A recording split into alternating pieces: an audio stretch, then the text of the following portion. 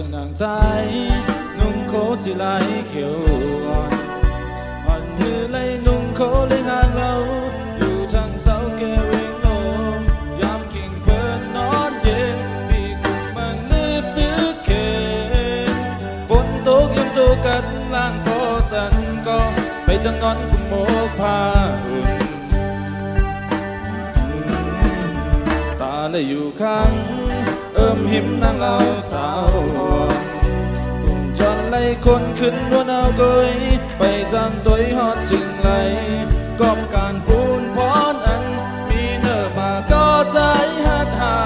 นเป็นพ้องกระจายเฮาคือเฮาพร้อมกันหอมแห้งเยอะสามเมืองลีสั่งนางน้องปองเจออยู่ท่าบ้องหอมต่างหากในเป็นใจเปิ้นหงโดยเคยเปิ้นหนาวฟ้องเมื่อเมาปีก้นซึ้งขัดแห้งอยู่แก่ปล่อยตึงลมไม่เจอคนอาคางมเมาเคยเปิ้นฟ้องใจเกตแค่วันเมื่อนางก็ลูกหมอทิ้งเค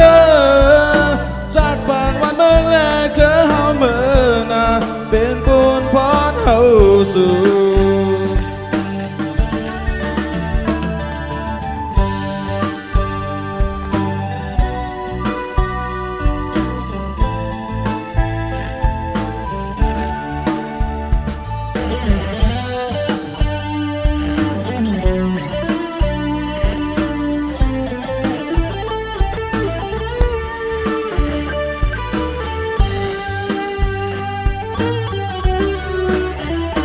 และอยู่ข้าง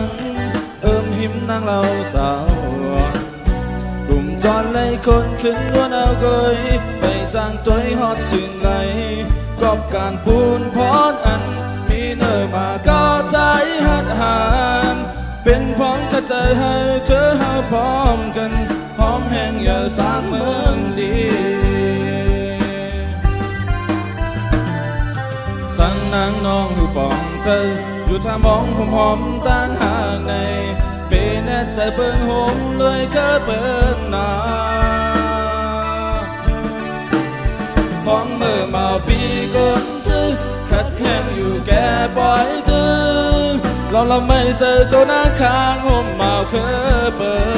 นพ้องใจแก่แค่วันเมื่อนางก็ลูกหมอทิ้งเคย